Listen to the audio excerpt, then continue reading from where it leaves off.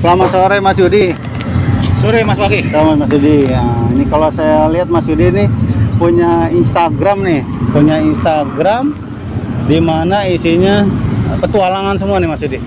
Dari naik sepeda, lari, mungkin ada divingnya juga nih kalau nggak salah. Ada lihat-lihat terumbu karang seperti itu ya. Hiking juga, Hiking juga. Ya. Oh, hiking juga. Nah,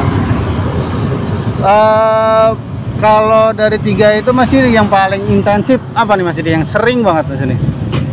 Oke, selamat sore ya. Kita ada di lapangan Murjani nih, di Banjarbaru. Mantap. Background kita. Jadi saya ceritain gimana kita exercising untuk menjaga performa ya. Yeah. Biar kita bisa kalau bertemu langsung dengan alam itu stamina kita selalu terjaga. Jadi pertama memang saya dari dulu hiking ya, naik gunung, terus kadang-kadang snorkeling. Kalau enggak kita cuma masuk ke hutan gitu, terus camp di situ. Tapi yang penting itu adalah fisik kita jaga. Pertama endurance itu penting, itu kardio ya. Jadi kita harus rutin lari, kalau enggak sepeda. Jadi antara itu. Kalau rutin itu gimana Mas? Pengertian rutin? Jadi ada targetnya ya. Memang standar WHO itu minimal kan 150 menit per minggu ya. Jadi kalau kita hitung seperti itu, jadi itu 30 menit per hari. Itu dengan standar heart rate minimal 80 atau 70% dari heart rate maksimal kita ya. Saya mau ceritain sedikit juga nih tentang masalah heart rate maksimal ya. Boleh. Heart rate maksimal itu 220 dikurangi usia kita. Jadi kalau usia kita 20 misalnya, heart rate maksimal itu kita di 200. Jadi kalau 80% dari itu mungkin 160 ya. Nah itu disebut olahraga. Kalau di bawah itu ya bisa lah kita berkeringat, tapi belum masuk standar itu. Kalau bisa seperti itu 30 menit selama itu standar minimal. Nah kita harus bisa rutin seperti itu untuk menjaga fisiologi kita tetap di performa maksimal. Itu bisa apa aja sih sebenarnya dengan heart rate segitu ya, naik sepeda atau lari, berenang juga bisa, cuma berenang itu perlu effort ya. Kita harus nyari kolam atau enggak kita renang di laut. Jadi seperti itu, kita setiap hari harus menjaga endurance, performa dengan kegiatan yang udah jadi rutinitas untuk menjaga kardio. Itu sebenarnya masa depan soalnya kalau dengan otot yang nggak kelihatan, kalau kita nge-gym mungkin ototnya akan kelihatan ya. Otot yang nggak kelihatan adalah otot halus, otot di jantung. Nah itu kalau bisa kita endurance, kardio, kita akan terjaga terus dengan exercising seperti itu. Kalau untuk pemula nih Mas Yudi, kan kadang ada orang yang mau bersemangat sama orang-orang lihat, tapi dia malas untuk bergerak nih. Kira-kira seperti apa Mas Yudi? Berapa lama misalnya, apakah cukup 1 kilo, 2 kilo, 5 kilo, atau berapa menit? Bisa nggak kalau kurang dari 30 menit tadi misalnya? Motivasi itu dari diri sendiri paling utama ya. Jadi kita kita bisa berusaha untuk kita di performa maksimal ya, sampai tua gitu misalnya. Kalau kita di usia-usia, kalau remaja susah ya kita mencari pengertiannya, mereka masih di peak performa ya. Jadi fisiologinya itu masih dia mungkin nggak perlu, contohnya ya kalau kita udah agak berusia kan kita makan sedikit mungkin udah langsung kelihatan buncit. Kalau masih muda mungkin kita makan banyak, kita akan lebih banyak terbuang gitu kalau ini. Tapi kalau udah tua kan kelihatan. Jadi seperti itu kita mulai. Kalau kita mungkin akan mungkin lebih menyayangi keluarga dan sebagainya, bagaimana kita harus bisa di performa maksimal untuk menjaga keluarga kita ya. Jadi ya kita mulai aja. Ya, memang harus gradual, nggak bisa langsung cepat dan kencang gitu. Jadi harus gradual, pertama dari 1 kilo, 2 kilo, dan memang standar minimal ya, itu 2,4 kilo. Ada standar minimal namanya Cooper test, 2,4 kilo itu 12 menit, itu standar 12 menit. Kalau di bawah itu udah bagus. Itu namanya standar Cooper test 2,4 kilo, kalau enggak 12 menit bisa dapat berapa. Jadi standar utama ya, 2, setelah itu kita harus tingkatkan. Ada namanya, saya mau cerita agak panjang nih ya tentang lari dulu ya. Jadi di lari itu bukan kecepatan yang kita ukur, namanya pace. Pace itu pacu ya, mungkin bahasa Indonesia pace. Itu adalah menit per kilo. Jadi kalau kita makin kenceng itu pace-nya akan makin rendah. Jadi yang kita cari mungkin kalau atlet bisa di pace 3, pace 2 ke bawah ya. Kalau kita bukan atlet, itu kita di kisaran pace 6 dan ke bawah itu udah di performa maksimal sebenarnya. Ya kita kejar di situ dulu lah. Dan memang kita untuk menjaga kondisi ya di sekitar situ aja. Jadi standarnya kalau dengan pace 6 kita 10 kilo itu 30 menit. Kalau bisa di bawah itu. Memang dimulai dari 1 kilo, 2,4 kilo yang tadi itu ya, selama beberapa bulan. Kalau kita intensif mungkin bisa beberapa bulan, nggak sampai bertahun-tahun. Nah, yang kita kejar setelah itu di 5 kilo. Jadi 5 kilo itu di 30 menit. Setelah itu 10 kilo. Gradualnya di situ ya. Ya tergantung motivasi kita sebenarnya. Kita mau ngejar sampai berapa kilo. Tapi menurut saya standar di usia kita 30, kalau nggak 40, maksimal itu half marathon lah. 21 itu udah maksimal. Kalau maraton mungkin ya bisa lah kita dengan pace yang agak lebih lambat, jauh lebih lambat, tapi ya saya kira agak memaksa kalau segitu. Kalau Mas Budi nih, kalau dilihat nih, paling jauh itu tadi kan minimal 2,4-nya. Nah, paling jauh itu lari berapa kilo Mas? Atau naik sepeda berapa kilo? Dan waktunya berapa lama? Yang paling batas limitnya? Saya pernah ikut maraton Maybank itu half marathon ya. Itu pertama kali saya half marathon nggak ada berhenti. Jadi pace-nya itu nggak ada yang di bawah 7. Jadi saya kasih gambaran sedikit. Kalau kita lari itu dengan lari yang terlambat aja itu minimal kita dapat pace 7. Kalau nggak 8 itu lari ya. Kalau nggak 6 lah sekitar itu. Kalau kita jalan itu pasti di atas 11, mungkin 12 pace-nya. Nah, saya yang terjauh itu yang Maybank half marathon itu di pace hampir 76. Terus yang terjauh secara jarak itu kebetulan saya lakukan di sini di Banjarbaru. Itu saya ikut ITB Ultra Marathon itu 25 kilo. Jadi saya mengelilingi dari Jalan Angkasa sampai ke Golf 2 kali putaran itu 25 kilo, dan kebetulan saya nggak berhenti saat itu. Saya juga dapat pace 7, hampir 7. Jadi sebenarnya kalau udah di pace segitu itu endurance di atas 10 kilo itu ada gabungan antara motivasi dan logistik juga. Jadi kalau kita ikut lomba mungkin ada beberapa logistik yang disediain di pinggir jalan ya. Jadi kalau kita lari sendiri bukan lomba, kita harus kalau nggak membawa sendiri ya kita menyediakan. Jadi kita taruh di suatu tempat dan kita harus mengambilnya. Memang minimal menurut saya ya 10 kilo kita harus minum setengah kalau enggak 1/4 liter per 10 kilo ya. Tapi kalau pemula ya jauh lebih banyak dari itu. Cuma menurut saya nggak perlu lah airnya tuh dibawa gitu. Jadi ya kalau kita bawa lari ya air yang sekecil mungkin, karena itu beban juga buat badan kita kalau kita membawa air yang berat ya. Oke Mas Budi, tadi lari nih. Kalau sepeda Mas Budi belum nih? Sepeda saya malah lebih dulu sepeda ya daripada lari. Cuma sepeda saya rasa kok endurance-nya kurang ya, soalnya kita harus bisa lebih jauh lagi. Nah, sepeda saya terjauh sih di sini juga terjadi. Saya pernah ke perbatasan Kalimantan Tengah, langsung balik lagi PP itu sekitar 146-150 kilo. 146-50 tidak berhenti Mas? Kalau sepeda udah pasti itu ada berhentinya, udah pasti. Soalnya kita dengan tidak mengayuh, misalnya di turunan itu, itu bisa dianggap sebagai lari, kita berhenti. Kita cuma duduk aja kan. Sepeda itu tapi tetap melaju. Iya, sepeda itu udah bisa dianggap mesin ya. Jadi kita kayak alat gitu loh. Jadi itulah bedanya sepeda dengan lari ya. Kita bisa memaintain energi. Jadi kalau lari kita harus terus menerus dengan heart rate yang tinggi. Kalau kita pace-nya dipertahankan seperti itu. Kalau sepeda kita bisa turun heart rate tanpa kita turun dari sepeda.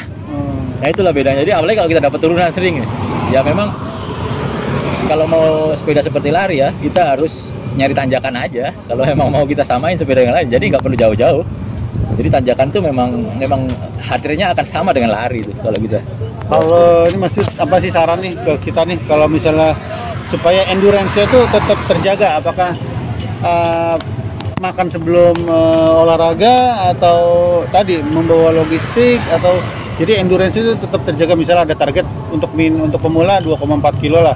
Kadang mungkin kalau yang baru lari itu susah Mas, 1 kilo pun pasti berhenti. Nah, jadi kalau untuk 2,4 kilo itu harus seperti apa nih dari mulai nih, nanti menanjak lagi ya, seperti apa endurance supaya kita sebenarnya fisiologi badan kita itu adaptatif ya, sangat adaptatif. Jadi kita pasti beradaptasi, dan pertamanya harus sedikit ya, kita sedikit sekali pertama, mungkin 100 meter 500 meter. Nah itu pasti agak adaptasi. Minimal otot di kaki itu akan sedikit bertambah, mungkin menguat. Yang kedua kita manajemen nafas. Nah kalau lari kita memang mau nggak mau seperti itu, kita harus manajemen nafas. Jadi bagaimana kita sebelum garis finish nafas kita nggak habis gitu. Kalau udah habis mungkin kita mencari heart rate yang lebih rendah lagi, kita harus berhenti. Nah kalau berhenti itu ya untuk kembali ke peak performa lagi lebih susah lagi. Jadi ya memang antara itu ya, diawali dari seperti itu, dan logistik juga penting kalau memang kita, terutama sepeda ya. Kalau kita mau agak jauh kita harus makan sebelumnya. Kalau lari sebenarnya saya nggak gitu menyarankan untuk makan ya kalau kita pagi-pagi ya. Kita cukup minum aja udah bisa. Kalau cuma jaraknya 5-10 kilo sebelum lari kita minum aja. Dan setelahnya baru kita bisa, beberapa jam setelahnya kita bisa makan. Setelah masih nih. Kan sekarang nih marak nih teman-teman itu yang milenial sekarang punya gadget masuk. Gadget dimana sekarang zamannya smartwatch ataupun smart band. Nah, apakah itu membantu dan apakah perhitungannya itu akurat atau lebih seperti apa nih? Jadi smartwatch atau gadget apa nih yang kira-kira efektif untuk menghitung atau mengukur performa kita, Mas? Saya kasih analogi sedikit ya. Kalau kamu pernah lari, pasti akan ada target. Kalau kita nggak akan memikirkan target, itu kan penyemangat ya, motivasi utama. Kalau nggak ada target, itu pasti akan kita menyerah di depan. Contohnya gini, kalau kamu lari, biasanya kamu akan aku mau berhenti di pohon itu gitu. Atau mungkin aku akan berhenti kalau udah sampai ke batu itu, gerbang itu. Nah itu seperti gadget. Jadi kalau emang kita gadget, kita akan lebih punya target lagi. Apalagi gadget yang terbaru itu udah ada coachnya. Jadi kita disediain coach di gadget itu. Saya sebutin beberapa merek ya, mungkin ada Garmin, ada Suunto. Itu kalau mungkin yang paling akurat sekarang Garmin ya, karena Garmin memakai GPS ya, GPS-nya dengan berbagai variasi satelit dari Galileo, GLONASS dan sebagainya, itu dia bisa menangkap lebih cepat. Nah kalau dengan gadget seperti itu kita akan tahu kita di pace berapa nih, berapa kilo yang belum kita tempuh. Jadi bahkan kalau per kilo kita bisa dapat alert, getaran di tangan kita pace-nya terlalu rendah atau mungkin terlalu tinggi, atau mungkin kita udah melewati 1 kilo, 2 kilo. Itulah gunanya gadget ya, walaupun itu bukan halangan ya. Semua kita kan punya HP ya, jadi di HP itu bisa diinstal Strava. Strava itu aplikasi nomor 1 sekarang untuk lari, sepeda. Kalau udah install Strava, kita pakai HP aja udah cukup. Jadi ya kita lari pakai HP, tapi ya mungkin agak sedikit ribet bagi banyak orang ya. Lebih bagus menurut saya sarankan ya segera mungkin memakai wearable lah, mungkin jam dan sebagainya ya. Berarti gadget itu perlu ya, maksudnya sebagai motivasi dan juga ukur ya. Misalnya kita udah hari ini berapa kilo, target ke depannya seperti apa, nah itu kan terukur ya, maksudnya. Jadi untuk gadget itu menurut saya penting. Penting sekali.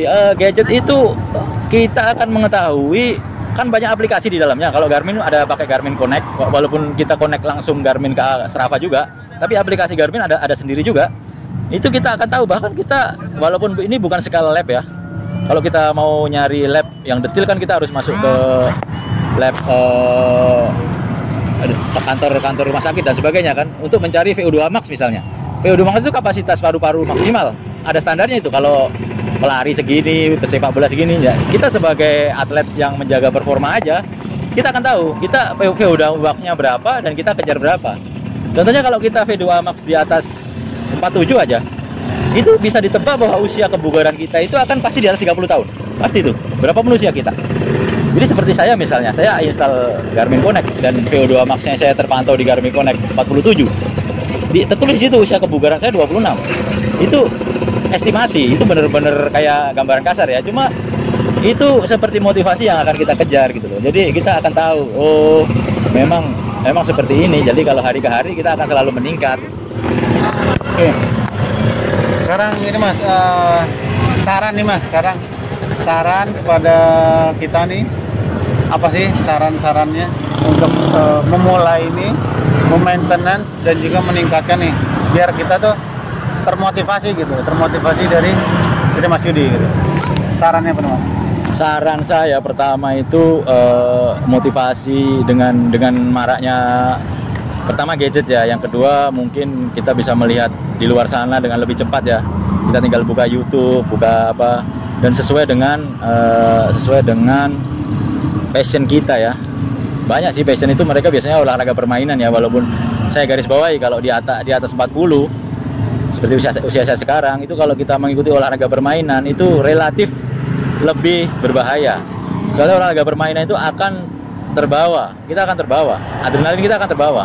Saya kasih contoh misalnya futsal, badminton dan sebagainya, itu lebih banyak impact dan lebih terbawa oleh adrenalin. Jadi itu lebih berbahaya kalau usia udah agak-agak tinggi ya. Jadi kalau lari kita susah terbawa adrenalin, kita cuma menjaga performa kita aja. Kita bisa pelan, bisa nggak tiba-tiba kencang dan tiba-tiba pelan. Kalau futsal tiba-tiba kita ngejar bola, kita akan kencang sekali. Tapi kalau nggak ada bola, kita akan jalan kaki aja. Dan memang futsal itu nggak gitu endurance. Contohnya ya, mungkin kalau sepak bola lapangan, bahkan lapangan besar pun nggak gitu endurance. Soalnya lapangannya panjangnya 100 meter. Kita bolak-balik, nggak akan selalu bolak dari ujung ke ujung kan, cuma paling dari beberapa meter aja. Jadi motivasi pertama ya seperti itu, kita lihat sesuai passion pertama, kita nggak bisa memaksain ya. Yang kedua kita lihat banyak guru lah dalam tanda petik, itu kita lihat YouTube, lihat apa itu banyak di luar sana, coach-coach yang kita tinggal buka aja, nggak perlu gratis lah gitu loh. Kita belajar dari sana, terus kita manfaatkan gadget lah. Itu yang utama sebenarnya itu. Jadi gadget kita manfaatkan maksimal.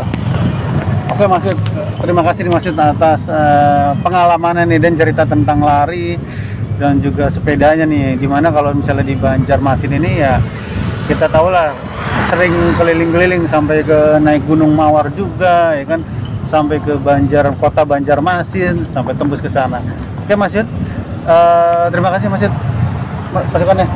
Sama-sama Mas Wage. Lagi. Cukup dari saya, cuma semoga paparan singkat ini memotivasi ya bagi yang belum mulai sama sekali. Oh iya, iya. Kalau udah ya mau mulai ya ditingkatkan lah, gradual lah. Siap. Tapi jangan sampai kita over the limit terus-terusan ya. Sebenarnya pengalaman saya juga itu, saya terlalu banyak over the limit dengan training. Saya mungkin di masa pandemi ini sempat merasakan apa rasanya corona ya, lawannya COVID. Saya terasa mungkin karena kita overtraining berkali-kali gitu ya. Itu pelajaran sih, kita jaga performa aja dengan usia seperti ini. Oke Mas Yudi. Ya. Oke. Sama-sama. Terima kasih Mas Yudi. Sama-sama. Selamat malam nih, kita dari sore sampai malam nih. Thank you Mas Yudi. Salam sehat.